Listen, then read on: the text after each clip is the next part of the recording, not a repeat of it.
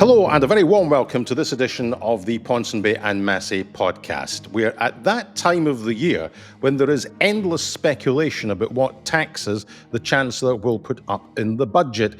Speculation this week that property taxes may well be on the horizon. We're going to chew over the options for the Chancellor on the morning when CPI inflation has hit 3.8%, with potentially big consequences for the welfare and pensions bill later on in the year. Why does all of this matter? Well, of course, because the government have some big bills to pay.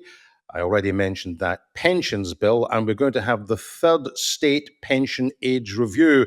And the government have appointed Dr. Susie Morrissey, who has a call for evidence to look at 3 points on the future of the state pension. Should it be linked to life expectancy? What about its long-term sustainability? And what can we learn internationally? And closer to home for the SNP, we had the JERS figures out last week. They make rather grim reading from a nationalist perspective. But closer to home, John Swinney ruling out a cabinet reshuffle and a lot of internal dissent over his IndyRef strategy, which may well come up at the party's annual conference. So a lot to get through this morning. Good morning, Alex. Good morning, Bernard. Yes, this is not a cheery time to be in His Majesty's Treasury, is it? The winds of autumn are already beginning to blow for Rachel Reeves, which means in turn that winter is coming. As you say, inflation up to 3.8% in figures released this morning. I think just as importantly and under-discussed in the current media environment is the price of UK government borrowing, which again is increasing. 30-year gilts up to 5.6% yesterday, which is, I think, the highest they have been this century. I think you have to go all the way back to 1998 to find a time when long-term UK government debt was that expensive to service. Cheap to buy, expensive to service. And that has significant impacts on every other part of the government's budget.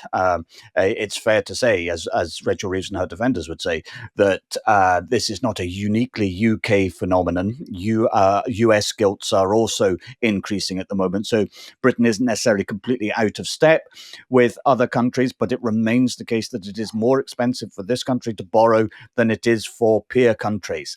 And that has effects which sort of cascade all the way down through everything else the government wants to do. Because if debt interest payments are running at more than £100 billion a year, that is by definition 50 or 60 billion pounds a year that can't be spent elsewhere. And if the government has to find another 20, 30, 40 billion to maintain its current spending commitments and remain within its fiscal rules, then you can see an enormous crunch coming. And so we have the situation where this week, as will be the case every week between now and when the budget is delivered towards the end of October, speculation as to what taxes are going to increase and on who, because the government, of course, continues to rule out changes to income tax, to national insurance and to VAT, and that naturally means that people are in think tanks and newspapers and everywhere else are sort of looking around and saying, well, what options are there left? What can you raise taxes on? How are you going to actually make your sums add up in a period where, as the Labour Parliamentary Party in the House of Commons has made quite clear, spending cuts, however modest, in whatever part of the government's expenditure are simply deemed impossible? Yeah, and just to get back to the CPI inflation figure this morning, at 3.8%, this was higher than was expected. And if we look at all of the forecasts from the Bank of England and the OBR, and we know that their forecasts are broadly rubbish anyway, they very, very rarely are 100% accurate. But the key thing here is the trajectory in terms of where these predictions are going.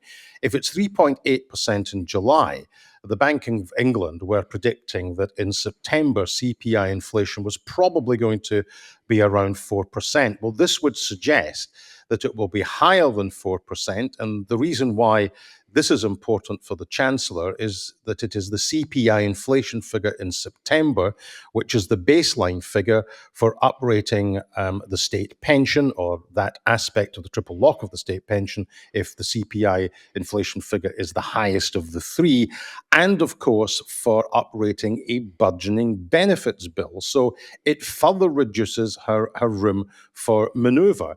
And you're absolutely right. What we're now going to get into is a situation where Rachel Reeves will probably do very few interviews between now and the budget, because she will not escape the inevitable questions about how she is going to raise money in the budget. And with every single passing announcement on the economy, it becomes absolutely unambiguously clear that the Labour Party's pledge to the voters in the general election last year in relation to not raising taxes on working people is simply not going to hold, because they are going to run out of road in terms of the amount of money that they're going to need to raise. Within the Parliamentary Labour Party, over things like the proposed changes to welfare example, what became absolutely clear is that the government were not being driven by the stated aims of the Prime Minister or the Chancellor. They weren't even being driven by the priorities of the Cabinet. On an issue fundamentally of saving money, the government was effectively being dictated to by its backbenchers. And you're absolutely right on the political point that a number of these Labour candidates who are now members of Parliament told their electorates at the general election last year, no austerity, no spending cuts. So we're inevitably into the realms of the Chancellor having to revisit her fiscal rules, despite the fact every single week there's a Treasury spokesperson quoted in the Quality newspaper saying that the fiscal rules ain't going to change. They are going to run out of road. I suspect that, as I've said before, we'll see an extension to the freeze in personal allowances. They're due to be lifted in 2028. I think they'll probably extend that to 2030. But the new thing on the horizon, which we have not heard before, which is genuinely new, and I think this was an article in The Guardian, is that the Chancellor may well be looking at innovative ways to raise money through property tax. So tell us a little bit about what may well happen there, because the stuff that I read was very, very broad brush, not very detailed, but did sort of seem to me, when I read it, I thought, well, she might be tempted, but that looks to me a sort of political non-starter. Yes, I mean, one thing we should say is that some of these proposed measures, there are rival proposals, flying around Westminster at the moment, would only apply in England and Wales. They wouldn't necessarily apply north of the border. But there are sort of two proposals that have been floated this week. One is an annual levy, basically, on the value of houses above a certain threshold, possibly as low as £500,000, and that would be charged as, I think it's 0.44% or 0.54% of the property value that would be paid to central government every year.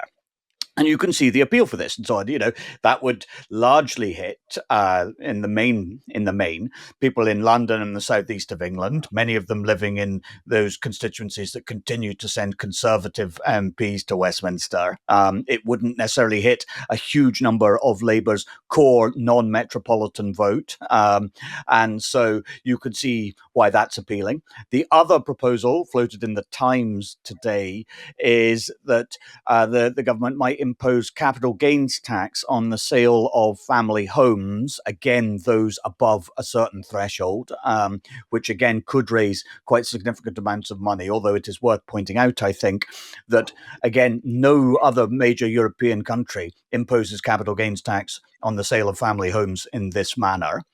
And I think there is a fairness thing there as well, that it's not quite clear to me why one group of people who have, say, 100% capital gain in the value of their family home should be taxed at 24% on that gain, when people who have also had 100% gain in the value of their home, but the home is a cheaper home and so doesn't pass the threshold, are not taxed on that gain at all. I don't actually see how that is fair. The but again, the bigger point is not so much whether these things will come in, and it's again worth pointing out that actually by OECD standards, the UK already taxes property quite highly, rather more highly than many other countries. The point isn't so much the detail of these specific proposals; it's that they amount to a creative means of trying to find money, and as a kind of workaround from the limitations that Keir Starmer and Rachel Reeves have imposed upon themselves. The constraints the Treasury is under have been imposed by the Labour Party itself and in its election manifesto. And so we will see between now and the budget, every week, several times a week, in fact, people say, well, what about this idea? A wealth tax, for instance. I mean, extraordinarily difficult to work. It would take years to actually implement and probably, based on international comparisons, raise very little money. A wealth tax, capital gains tax on the sale of family homes, an annual property value levy paid directly to central government. Does the Treasury favour this? Well, we're not ruling anything in, but we're not ruling anything out either. And so you have enormous uncertainty and a lack of stability at a time when actually the economy needs these things. And politically, it seems to me the drip of this uncertainty is going to be very damaging for the government. Oh, absolutely. I mean, I always think when it comes to issues of tax, there are two things which any government need to do. They first of all have to have an honest conversation with the country about why they're doing it. And if you have an honest conversation, you can try and get people onto that kind of page. They may well listen to your case. The second thing, though, that with any tax is that it has to pass a very, very basic threshold of fairness.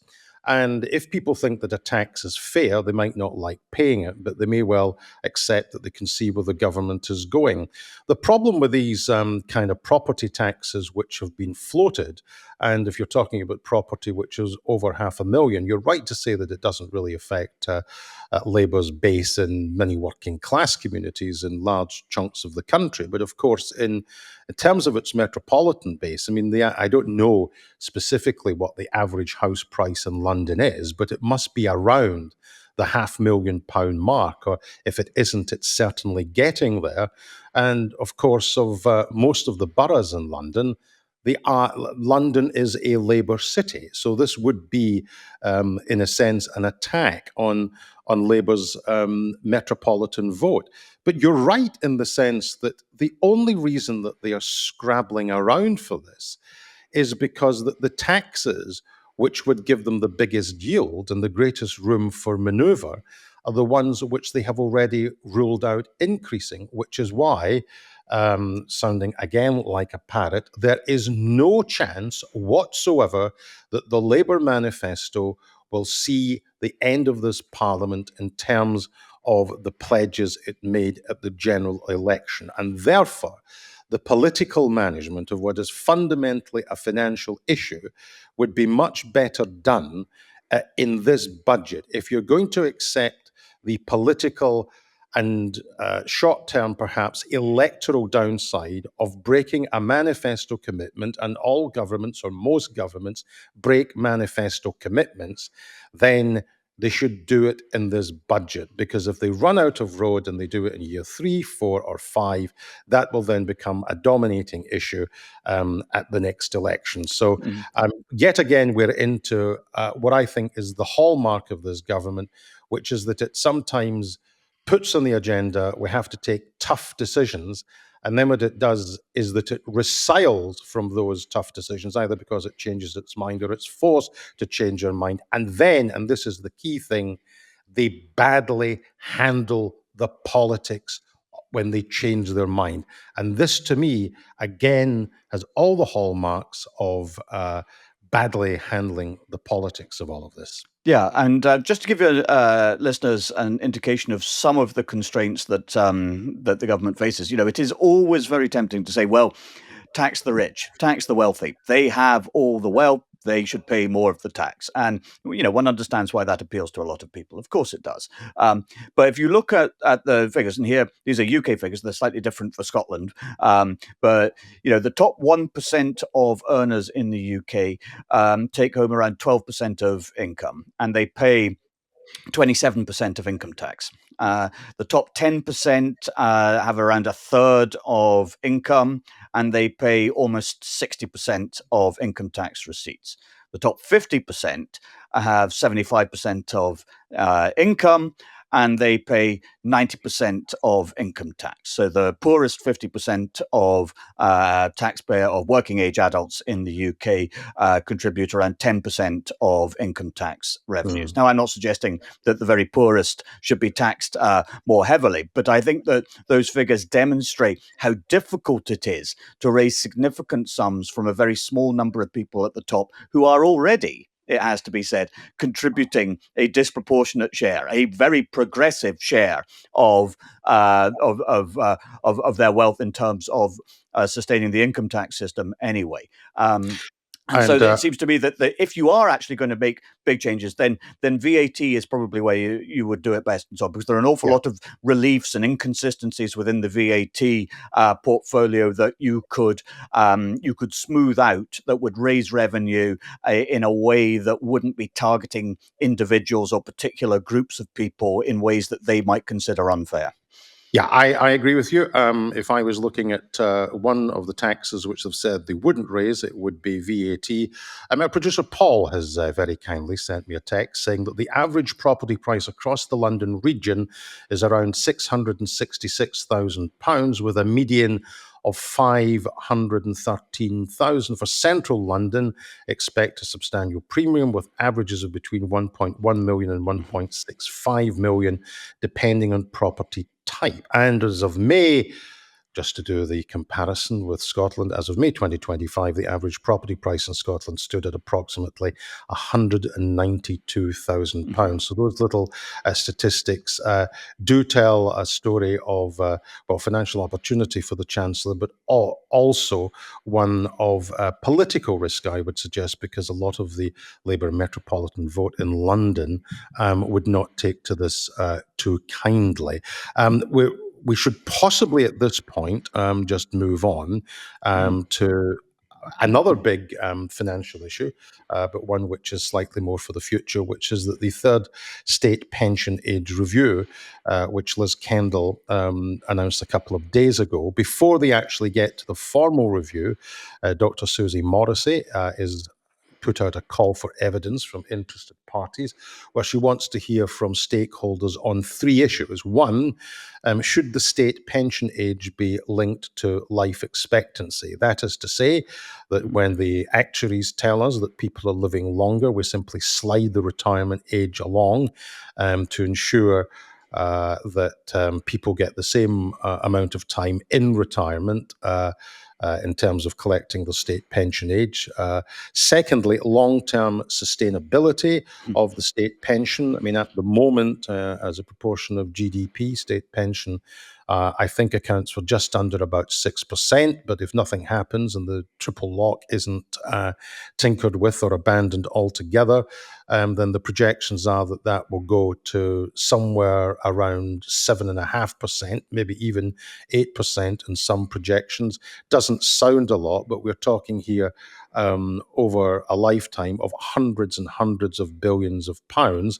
And the third issue is going to look at international comparisons in terms of how governments deal with the issue of the state pension age in their particular jurisdictions.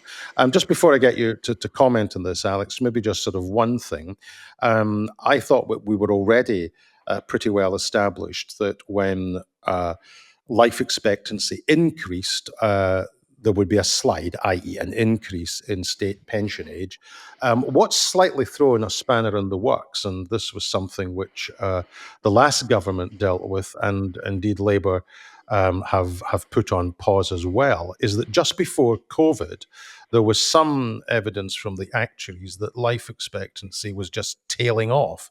And therefore, the logic of increasing the state pension age because people were living longer, that trend didn't look on the basis of limited actuarial evidence that it was increasing. But secondly, because of COVID, it is expected that because a whole load of people will have undiagnosed conditions, that flattening off will continue, or indeed there may well actually be a fall in life expectancy, and it would be a difficult sell for the government to increase the state pension age if life expectancy was falling. The argument would be that they should cut it.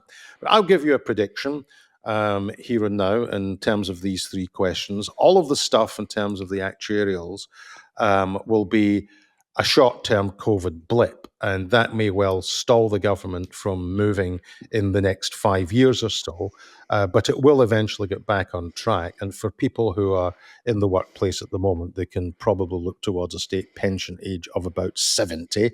In terms of the long-term sustainability of this, if you want to keep it at the same proportion of GDP, then it is inevitable that the triple lock will have to go.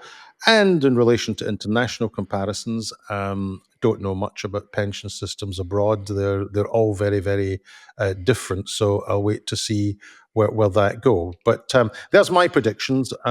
It'll be a state pension age at 70 for those in work, and the triple lock will go. It's just a case of which government actually has the balls to have that conversation. The balls was exactly the phrase I was going to use. I mean, look, what matters in terms of life expectancy is not life expectancy at birth. It's life expectancy at pensionable age. And here, if you look across the UK, actually, you see that although there are reasonably significant geographical discrepancies in terms of life expectancy at birth, when it comes to life expectancy at pensionable age, i.e. amongst those old enough to start receiving the state pension, then life expectancy is actually pretty similar across the UK at pensionable age. The biggest thing, I suppose, to say about pensions in some ways is, and here one addresses younger listeners, if you are 20 or 22 or in Europe 25, whatever, and listening to this podcast, let me just suggest to you that you should not assume the state pension as it currently exists and is known will continue to exist when you reach pensionable age. You should assume, in fact, and base your own personal financial planning on the state pension no longer existing. Auto-enrollment in workplace pensions is a good start, but every young person should be saving into a personal pension pot, and they should be saving more than they think. But the earlier they start saving, the better. And they should view this as a kind of insurance policy. In case the state pension no longer exists. But even if it does, then they should be in a position, hopefully after all these years of contributing, where the state pension is a nice bonus, a top up to their private pension. Because as matters currently stand, the state pension is unsustainable. The triple lock ensures that the cost of pensions becomes higher and higher every year. And it does so at a time when the overall demographic profile of the population is aging. And so that there are more and more pensioners whose state pensions must be funded proportionately by fewer and fewer workers. There is no state pension pot. Nobody accumulates a state pension pot. The state pension is paid to pensioners today out of the taxes contributed by people of working age. And that is the key thing that an awful lot of people, are very reluctant to accept or to acknowledge. But as a result of that, it isn't a Ponzi scheme, as some people wildly say, but it does have long-term questions about its sustainability. Again, this is not just a UK problem. I mean, if you look in France, for instance, at the moment, Emmanuel Macron is currently involved in trench warfare over his proposals to increase the French state pension age to, wait for it, 64. 64. France's pensioners and so on have a good chance of bankrupting France before Britain's pensioners will bankrupt Britain. But it could be a pretty close run thing. And so, this isn't just a UK problem, but it is something that is long term Politically, the way to solve it is, as always with these things, and so on, for someone to suggest, well, what we need is a royal commission on pensions. That does have the advantage of A, creating a degree of consensus, and B, ensuring that the political pain for it, for what will be unpopular decisions, because they will be, is at least spread. And it isn't owned by any one party, because otherwise nobody is going to have the courage to make the decisions that have to be made. I absolutely agree with that. And again, just to sort of put some figures into this, in recent years, again, because of the high inflation environment, we'd 1 year where the pension went up just over 11%, then the following year just over 8%, and then just over 4%, I think, last year. And it will be projected to go up. This gets back to the CPI inflation figures this morning by probably a minimum of 4%. And if average earnings by September are running at 5%, then it will go up by 5%. The amounts of money here are absolutely eye-watering. You make a very, very good point about younger people in the workplace, because the issue now of intergenerational unfairness manifests itself in a whole series of ways. And one of the ways in which it manifests itself is in relation to pensions. Now, you mentioned auto-enrollment. It is compulsory for employers to auto-enroll their workers into a scheme where they would put a little bit of their salary away into a pension pot. But of course, the worker can opt out. It's compulsory on the employer to offer it, but it's not compulsory on the worker to actually go into it. And the problem is, because the cost of living crisis probably, again, disproportionately affects younger people because of the very high levels of rent and so on, that they simply do not have any excess money to be throwing large amounts of money into their pension pot at work, let alone, in addition to auto-enrollment, to go and put some money aside into a personal pension plan. I mean, it's all great advice about saying save for your retirement. You can only save on the basis of what you have. And if you don't have it, you can't save it. In case there are younger listeners, by the way, who are listening to this on their earphones in the train, and I can almost see one of them taking out their earpiece and saying to their pal, Alex Massie has just said that we shouldn't bet that the state pension should be around. Well, just hang on a minute. I'm going to predict that the state pension will be around. It might just not be around in the same form. The problem with the state pension is that there has been very little a political consensus around a number of issues for a very, very long time. I support the triple lock to the extent that because the reason that the triple lock, there wasn't a triple lock, but Mrs. Thatcher broke the link between pension increases and earnings, which led over a long period of time to the British state pension not looking particularly good by way of international comparison. But we do have higher rates of private workplace pensions, which compensate. So it's the overall pensioner wealth, that counts. I was just about to say these league tables, in a sense, can be misleading, if not meaningless, because the state pension is just one part of the state support to people who hit a certain age. And if you factor in council tax benefits and fuel payments and all the rest of it, and the private pension landscape and so on, it's completely and utterly different.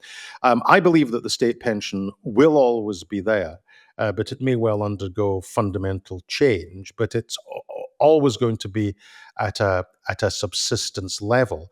And the one thing that this review will miss, which is the issue of intergenerational unfairness, is that you could be auto-enrolled for 40 years, and you know what? At the end of the 40-year period, what you have in your own little pension pot will not buy you terribly much. You won't be getting into defined salary pension schemes unless you're in the public sector, because by and large in the private sector, these have all gone.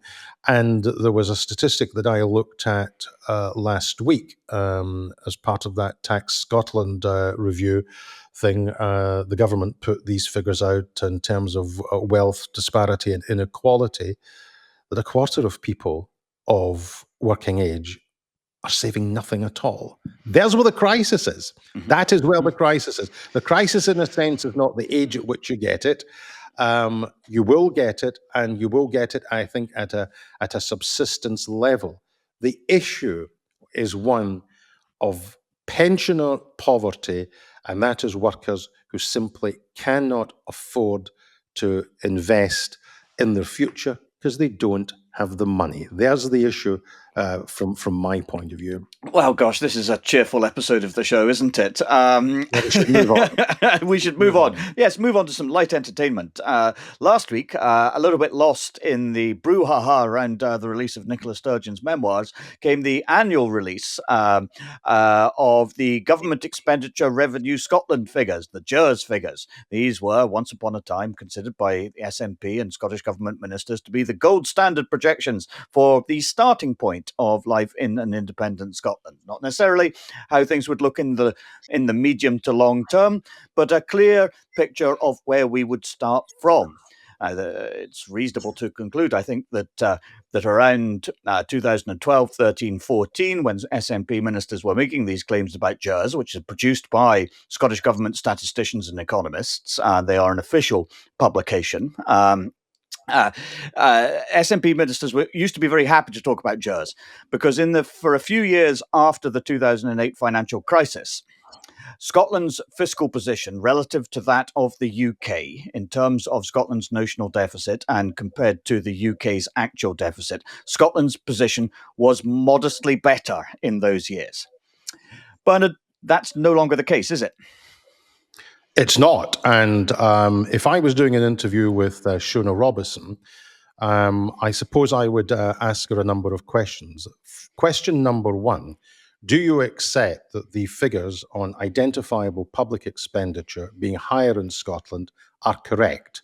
And what she would do is that she would start with various qualifications and various lines to try and suggest it's not so bad. But you would nail down three things. First of all, the figures are correct. Secondly, Scotland's deficit in relation to the size of the UK's deficit is bigger. And if you accept that as a matter of fact, then you would be accepting that on day one of independence, and here it becomes a little bit messier because you don't know what's going to be negotiated, but that given that the position in 2014 is that you would accept your share of the assets and the liabilities, and that there would be no Barnett formula and consequentials to shock absorb Scottish public expenditure in relation to expenditure in England, because you would be an independent country, you would be starting with a deficit which you would have to service, which would be even bigger than that which the remaining countries of the UK would have to service. And therefore, the reasons why the figures are instructive and difficult for the SNP in terms of the constitutional argument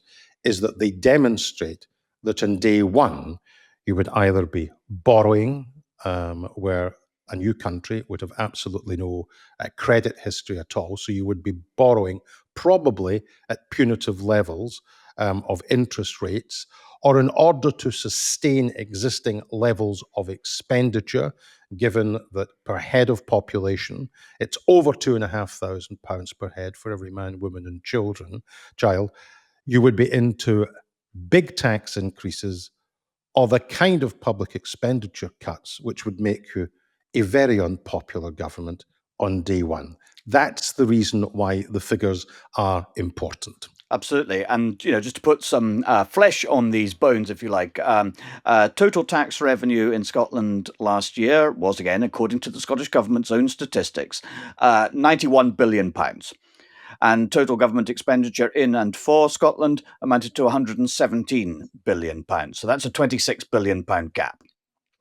What that actually means is that Scotland's notional deficit, notional because Scotland is not an independent country and is cross-subsidised via the Barnett formula from London and the southeast of England, just as every other part of the United Kingdom is as well. Scotland's deficit, its notional deficit, is almost 12% of GDP. And that compares to a UK deficit of around 5%.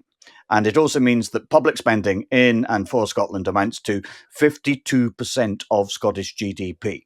There are only 3 or 4 countries in Europe, Austria, France, Belgium, and so on, that have a higher rate of public spending than Scotland. We have Scandinavian levels of public spending.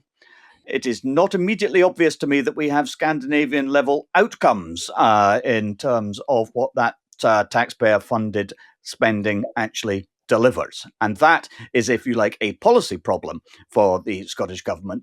But it is quite clear that even if you trim around the edges of the JERS figures, even if you say it's not 26 billion, it's only 20 billion, you would need to have tax increases of around £8 billion a year and spending cuts of around £8 billion a year just to leave yourself with a deficit of around 4% of GDP.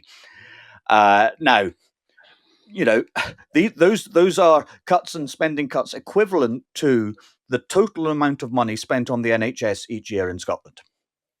Which I think puts it into perspective. You are talking about the kind of fiscal regime that is, even Jeremy Corbyn wouldn't advocate tax increases on that scale. And George Osborne, in his wildest dreams, could never have delivered spending cuts on that level. And so you can understand why Scottish government ministers don't want people to pay too much attention to the JERS figures, even though, as I say, a decade ago, the JERS figures were held up by the very same people as being the gold standard of such economic calculations, and that then they told us the true picture of where an independent Scotland would start.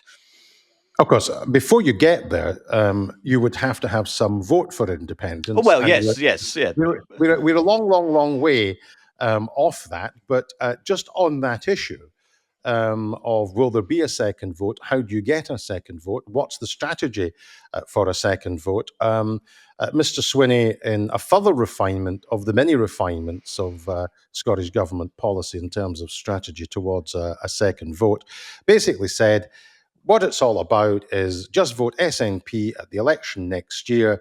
That's it. It's a vote for the SNP.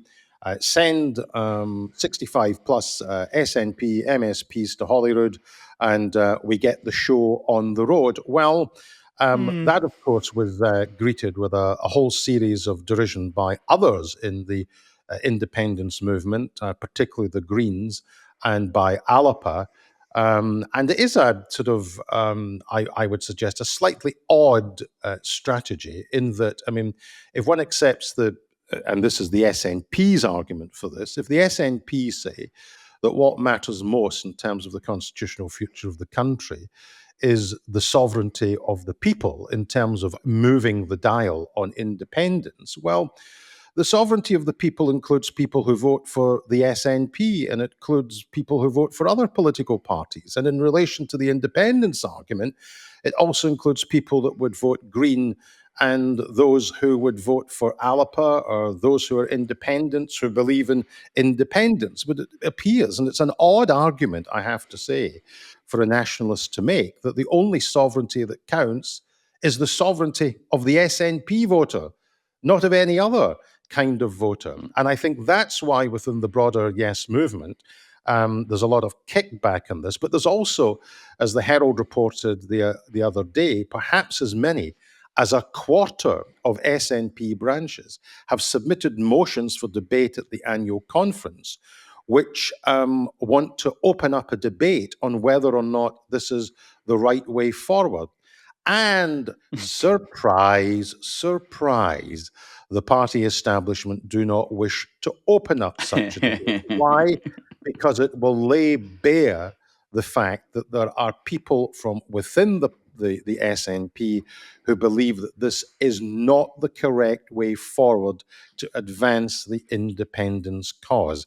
And so we will get Mr. Swinney, no doubt, in the run-up to conference, will do what all political leaders do. They all do it. They will say, we're a democratic party, we will have a sober and we will have a mature debate. And no, they won't. No, they won't. No political leader wants open debate. No political leader actually wants democratic debate if the consequence of that democratic debate is that it is questioning the wisdom of their own position. And John Swinney doesn't want a debate which questions the wisdom of his position. No, and can I also just say about it that this is the sort of stuff that party activists and long-term campaigners, yesers of every stripe and so on, get obsessed about. I don't think And journalists. Oh, well, yes, because it's easy to cover, and factionalism and infighting within political parties always makes for good copy, and good copy is entertaining, etc., etc., etc. But the significance of all of this strikes me as being a storm in an espresso cup. It's all utterly irrelevant, because the number that counts right now isn't the projections on the number of seats won by the SNP. It's the share of the vote won by the SNP.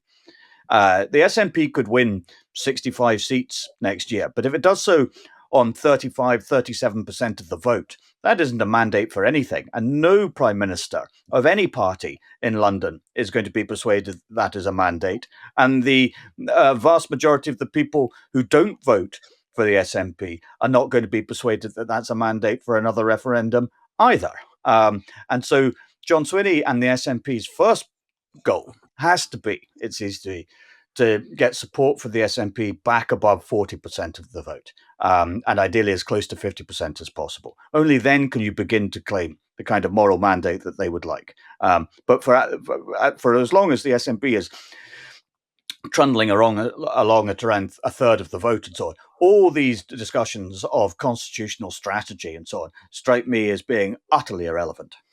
I actually think that this issue that he's pursuing, just vote SNP, forget everybody else, has actually nothing to do with independence at all, because I think he accepts that there is no way that he will be moving the dial on independence after the election.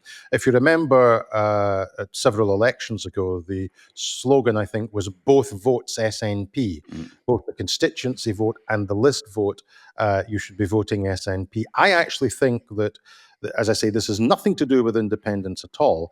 It's simply to hammer home the message, vote SNP, vote SNP, vote SNP, both in the constituencies and in the list, because he will be aware that the inclusion this time of Reform UK could be very problematic in certain constituencies for the SNP, where they wouldn't expect to face a challenge either from the Conservatives in the North East, or indeed from Reform coming right the way through the middle and winning certain constituencies. So this, in a sense, this mantra, if you want it, vote SNP and forget about everyone else, and by the way, vote SNP on the list as well, is all about playing not to the constitutional question, it's about playing to the electoral dynamic, which will underpin the arithmetic in the new parliament. Absolutely, about increasing the number of SNP MSPs, ideally to somewhere close to the magic 65, but even if they fall short of that, which is on current projections the most likely outcome, that the SNP would be the largest party, but short of majority, to make their governing options easier, either as a pure minority or to come to some sort of arrangement with another party. And my money here would be on the Liberal Democrats rather than the Greens. Some sort of arrangement of confidence and supply or something like that to allow budgets to be passed easily, but would still make it more difficult for other matters of legislation and so on in terms of their passage through Parliament. But to make it as easy, or to give John Swinney and the SNP as many options as possible in the post-election environment. Yeah, and no reshuffle, so there's unlikely to be any new faces, which we'll see to prosecute the government's case in the run-up to the election. And of course, a lot of cabinet ministers standing down, a lot of MSPs standing down for the SNP, which I suppose raises a question that should they emerge as the largest party, there are going to be some big portfolios which are going to have to be taken forward by inexperienced people in the group, or perhaps people that are coming in. We learned in the last week that Ian Blackford will not be standing to succeed Kate Forbes. This is no surprise.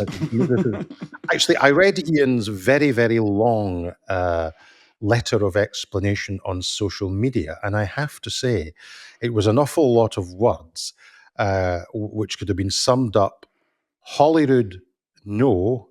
Westminster, yes. Because that's what I took out of that he's, and I'm willing, I may well be wrong about this, put my head in the chopping block here.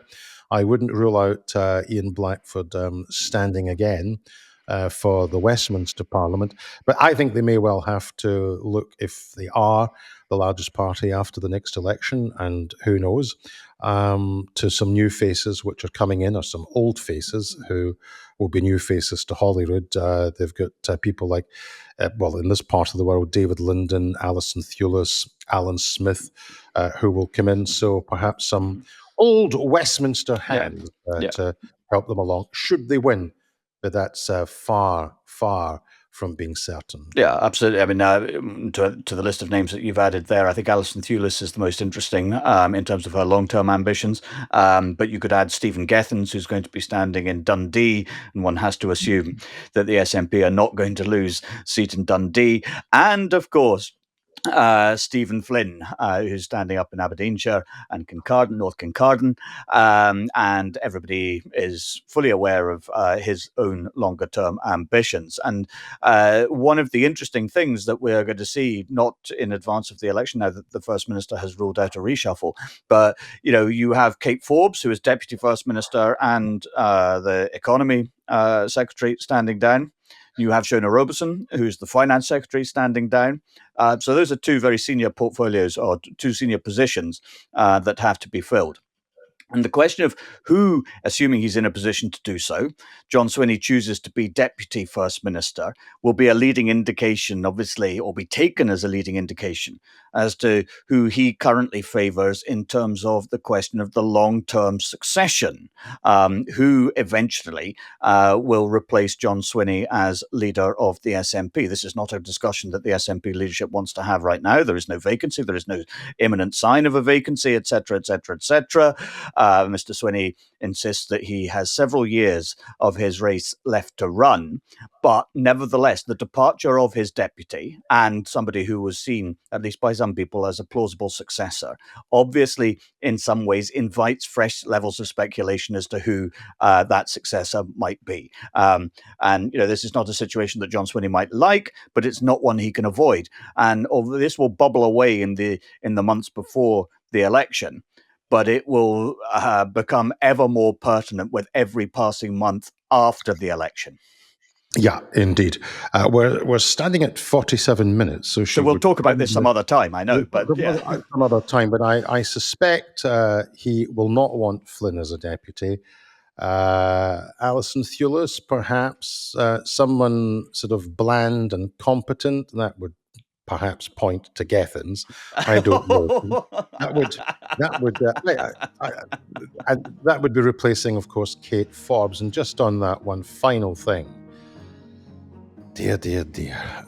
People really need to chill in this country in relation to the issues of free speech. Some of the stuff which has been happening in the last week. Dear. The potential cancelling of the Deputy First Minister at a venue, the removal of a book. That's one, I think, for another day. There is genuinely, I think, an entire podcast on some of the issues around free speech. The one thing that we can conclude is that it is liberal democratic values that appear to be under attack from people who would call themselves liberals. However, we get into that pickle. But from me, it's a goodbye. And it's goodbye from me.